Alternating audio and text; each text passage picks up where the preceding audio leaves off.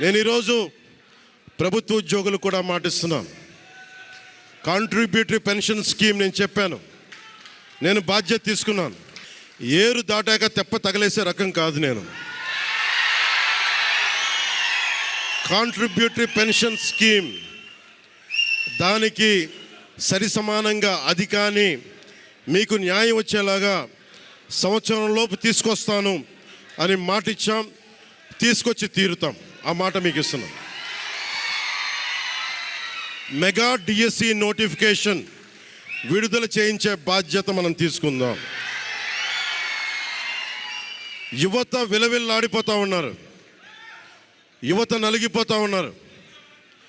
మీ చదువులకి తగ్గ ఉద్యోగాలు కానీ, మీ స్కిల్స్ని పెంపొందించి మీకు ఉద్యోగాలు కానీ, నేను మీకు చెప్తున్నాను, నాకు చాలా పెద్ద బాధ్యత ఇచ్చారు ప్రజలు. ఈ రోజున మామూలు బాధ్యత ఇవ్వాల.